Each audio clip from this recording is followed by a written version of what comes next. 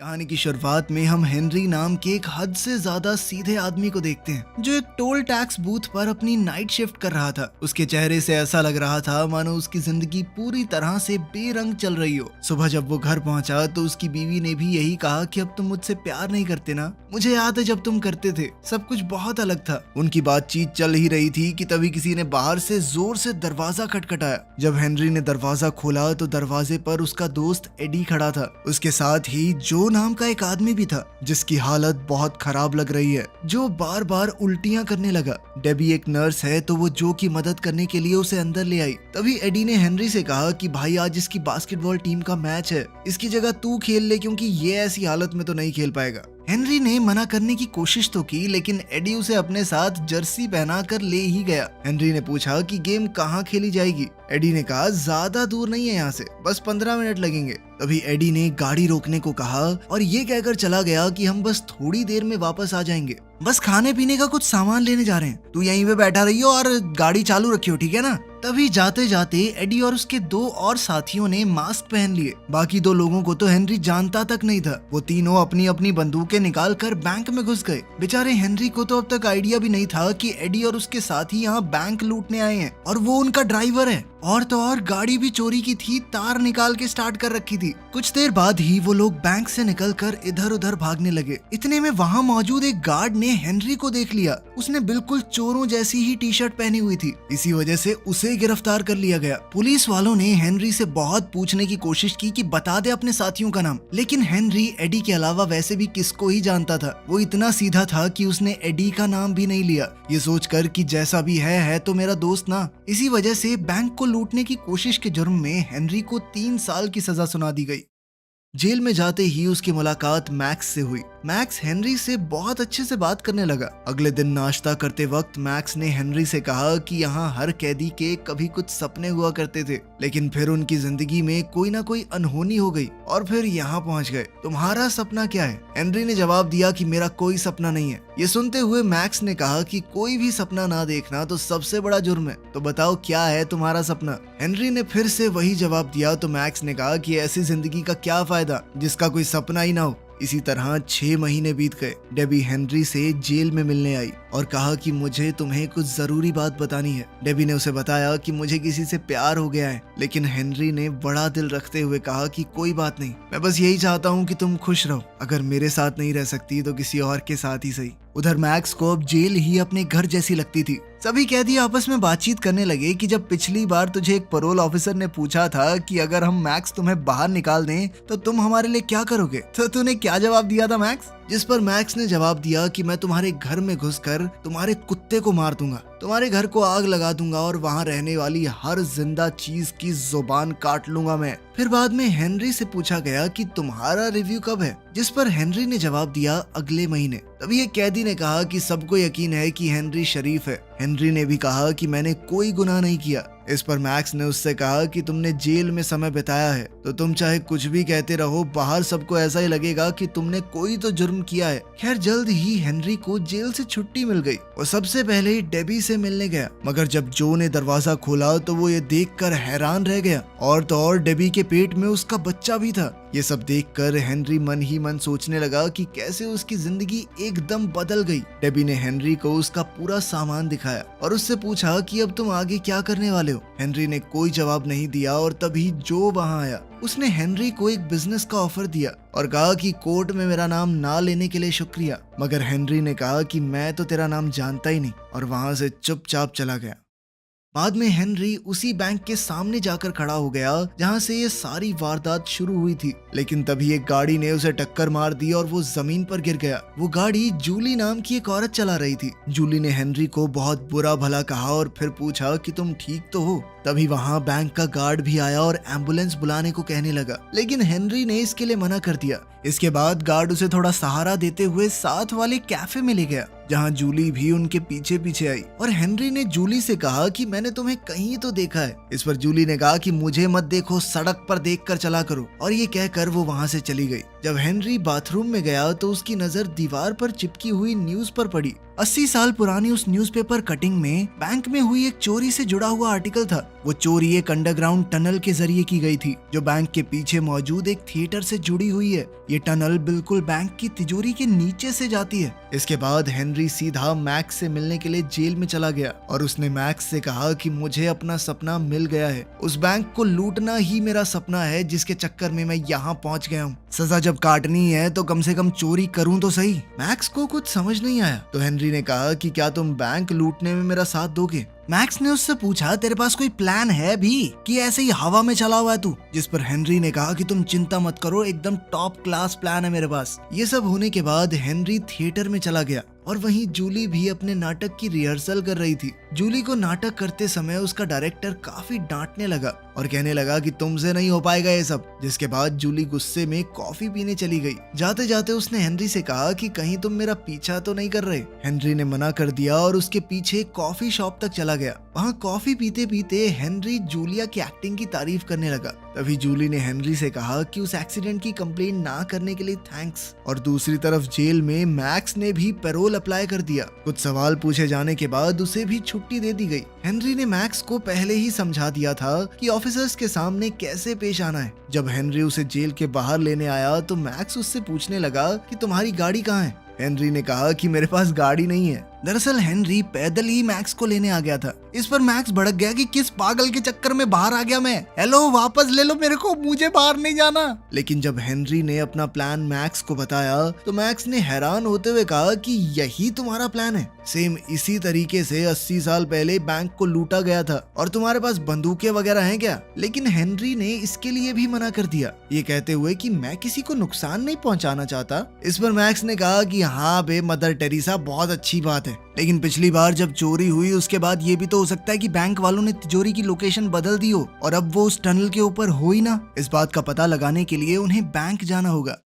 Bank में जाकर वो वहाँ के असिस्टेंट मैनेजर से मिले। उन्हें अंदर जाते हुए बैंक के गार्ड ने बहुत ध्यान से देखा। मैक्स ने बैंक के असिस्टेंट मैनेजर से बातचीत करते हुए बड़ी ही चालाकी से ये बात कंफर्म कर ली कि जब से बैंक को बनाया गया है तब से उसकी तिजोरी को कभी भी अपनी जगह से हिलाया नहीं गया। उसने ये सब इतनी चालाकी से किया कि मैनेजर को घंटा शक नहीं हुआ, लेकिन गार्ड की नजर अब भी उनके ऊपर थी। इसके बाद दोनों उस टनल की जाँच करने के लिए थिएटर में गए। वहाँ जूलिया हेनरी को फिर से देखकर हैरान हो गई और इस बार तो मैक्स भी उसके साथ था। लेकिन तभी मैक्स बोल पड़ा कि जब मैं जवान था तो मैंने यहाँ बहुत सारे प्लेस किए हैं, मैं हेनरी को यही दिखाने यहाँ लाया हूँ। आपको कोई एतराज तो नहीं अगर मैं थिएटर को अंदर से देख लूं? अंदर जाते हुए जूली ने मैक्स से पूछा कि वो कौन कौन से नाटक यहाँ कर चुके हैं। तो मैक्स ने सीधा शेक्सपियर का नाम ले दिया। फिर मैक्स ने कहा कि मेरी यहाँ बहुत सी यादें हैं, तो मैं थिएटर का कोना कोना देखना चाहता हूँ, जिसके लिए मैक्स को परमिशन मिल भी गई। मैक्स के जाते ही जूली ने हेनरी से पूछा कि ये तुम्हारे पिता हैं क्या, जिस पर हेनरी ने जवाब दिया कि नहीं नहीं, अच्छा दोस्त है सिर्फ। दूसरी तरफ थिएटर का एक आदमी मैक्स को थिएटर दिखाते हुए टनल वाले दरवाजे के पास ले गया और मैक्स उसका जायजा लेने लगा। दूसरी तरफ जब जूलिया ने हेनरी से सवाल किया कि तुम क्या करते हो,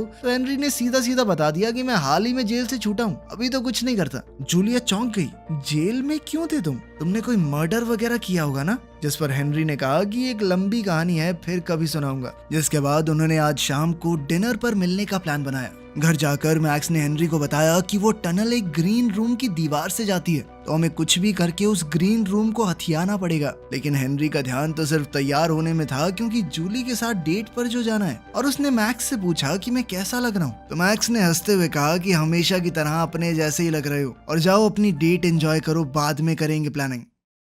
उनकी डेट के दौरान जूली ने हेनरी को बताया कि मैं बहुत बड़ी एक्ट्रेस बनना चाहती हूँ, मैं चाहती हूँ कि सब लोग मेरा नाम जानते हों। उनकी डेट के दौरान हेनरी ने जूली को पूरा सच बताया कि किस तरह उसे जेल हुई थी और अब वो सच में बैंक लूटना चाहता है। जूली उसका प्लान सुनकर हैरान तो काफी हो गई थी, लेकिन अब उसे हेनरी का साथ पसंद आने लगा था। फिर दोनों घर आ गए और अब उनके बीच की नजदीकियां बहुत ज्यादा बढ़ गई अगली सुबह हेनरी और जूली मैक्स के घर गए, मगर मैक्स जूली को देखकर खुश नहीं था। तो हेनरी ने मैक्स से कहा कि टेंशन मत लो, ये हमारे साथ ही काम करेगी। लेकिन तभी मैक्स हेनरी को साइड में ले जाकर उस पर भड़क गया कि तुमने इसे पूरा प्लान क्यों बताया। थोड़ी देर बाद खाना खाते वक्त जूलिया ने मैक्स से सवाल पूछा कि तुम जेल में क्या कर रहे हो, जिस पर मैक्स ने बताया कि मैंने कई खून किए हैं। इस पर जूली ने उससे पूछा कि तुमने इतने सारे मर्डर किए, तुम्हें पकड़े जाने का डर नहीं था। इस पर मैक्स ने कहा कि मुझे जेल जाना पसंद है, मेरी तो फेवरेट जगह है वो। थिएटर जाते वक्त जूली और हेनरी को आइडिया आया कि क्यों ना हम इस थिएटर में ऑडिशंस रख दें,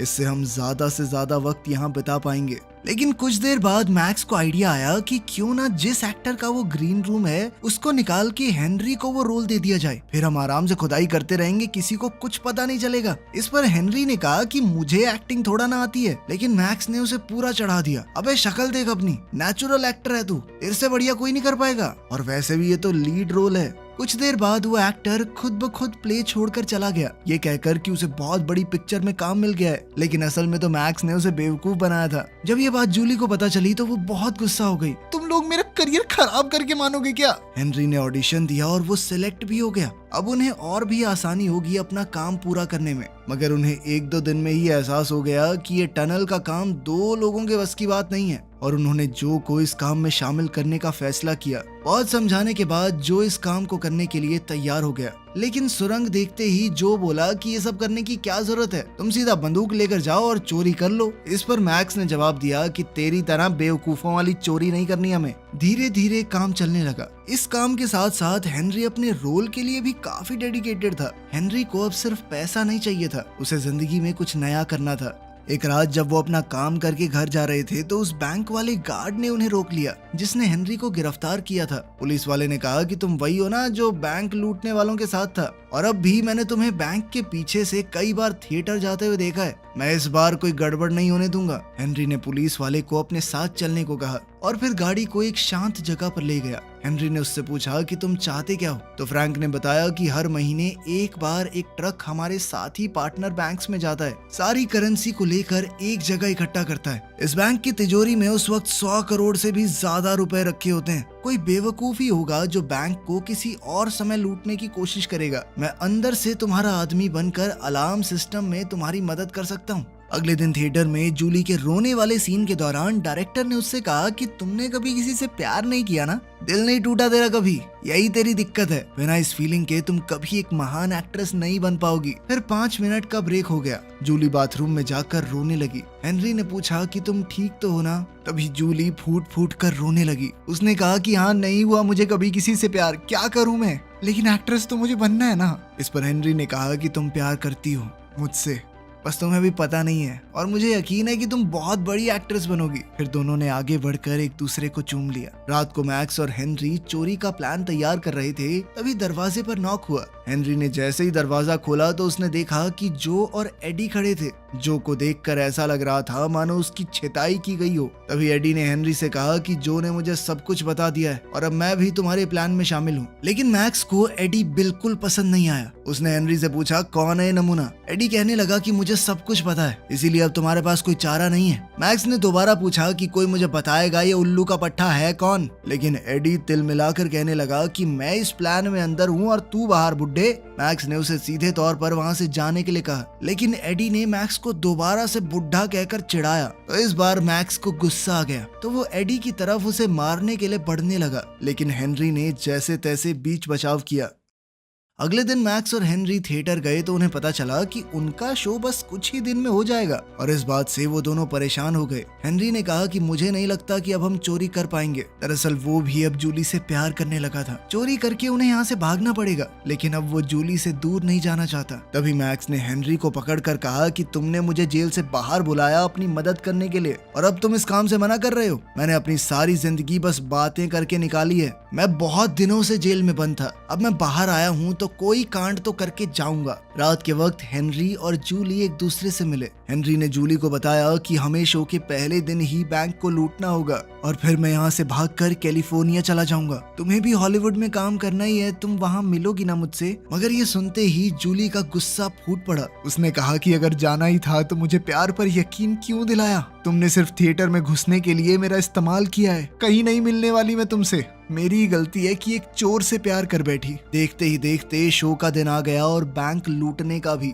नाटक के डायरेक्टर ने सभी एक्टर्स को कहा कि आज तुम्हारा दिन है, जाओ और अपनी छाप छोड़ दो। अब हमारे पास सिर्फ 10 मिनट बचे हैं। तभी पैसों का वो ट्रक भी बैंक में आ गया, जैसा कि पुलिस वाले ने बताया था। हेनरी प्ले में अच्छे से एक्टिंग करता रहा और मौका देखते ही अपने साथियों की मदद करने चला गया। सब उनके प्लान के हिसाब से ही हो रहा था। पहले उन्होंने एक औजार की मदद से ईंटों की दीवार तोड़ी और बाद में एक बड़ी सी वेल्डिंग मशीन की मदद से तिजोरी के लोहे को काटते हुए वहां एक बड़ा सा छेद कर दिया। पुलिस वाले का इशारा मिलते ही मैक्स ने पहले ही तार काट दी थी, जिस वजह से अलार्म नहीं बजा। मगर तभी एडी ने मैक्स पर बंदूक तान दी और उसे चुपचाप यहाँ से चले जाने को कहा। एडी ने जो से कहा कि सारा पैसा जल्दी जल्दी गाड़ी में भर। जो को एडी की ये हरकत पसंद नहीं आई और कहा कि ऐसा मत कर भाई, ठीक नहीं है ये। तभी हेनरी भी वहां पहुंच गया और एडी ने उसे भी डराने की कोशिश की और मैक्स को बंदूक से मारकर नीचे गिरा दिया, जो बार बार उसे ऐसा करने से मना कर रहा था। तभी मैक्स ने एडी के हाथ से बंदूक छीनकर उसे पीटना शुरू कर दिया। इस सब के दौरान गोली चल गई जो हेनरी की टांग को छूते हुए चली गई। उधर थिएटर में हेनरी का सीन आने वाला था तो वो जल्दी से जैसे तैसे थोड़ा लंगड़ाते हुए अपना सीन करने निकल गया। ऊपर एडी को बढ़िया तरीके से पीटने के बाद मैक्स ने उसके हाथ पांव और मुंह बांध दिए और थोड़ी देर बाद हेनरी, मैक्स और जो सारा पैसा लेकर वहां से रफू चक्कर हो गए। हेनरी अचानक से गाड़ी रोकने को कहने लगा। जो और मैक्स को समझ नहीं आया कि वो ऐसा क्यों कर रहा है। उन्होंने गाड़ी रोक भी दी। हेनरी ने उन्हें ये कहकर भाग जाने को कहा कि मैं तुम्हें बाद में मिलूंगा। जब जो ने मैक्स से पूछा कि ये कहाँ गया है तो मैक्स ने जवाब दिया कि भाड़ में जाने दो इसे, तुम बस गाड़ी चलाओ। हेनरी भागते हुए वापस थिएटर में पहुंचा। जूलिया स्टेज पर एक्टिंग कर रही थी। तभी हेनरी थोड़ा लंगड़ाते हुए जल्दी से स्टेज पर चढ़ गया। उसने जूलिया से कहा कि मैं तुमसे दूर नहीं जा सकता, मैं तुमसे सच में प्यार करता हूँ और तुम्हारे बिना नहीं रह पाऊंगा। उधर नाटक में भी ऐसा ही कुछ चल रहा था तो ऑडियंस को लगा कि वाह, ये लोग तो कुछ अलग कर रहे हैं, क्या सीन है। और वो सभी लोग जूलिया के हाँ बोलने का वेट करने लगे। अभी डायरेक्टर ने भी सारी लाइटें थोड़ी डिम कर दी और जूलिया को हाँ बोलने को कहा। अब जूलिया को भी यकीन हो गया था कि हेनरी सच में उससे प्यार करता है और एक लंबे सन्नाटे के बाद जूलिया ने हाँ तो नहीं कहा, लेकिन उसके चेहरे के हाव भाव ने सब कुछ जाहिर कर दिया। चलो आखिर में हीरो को हीरोइन मिल गई, पैसा तो वो ले ही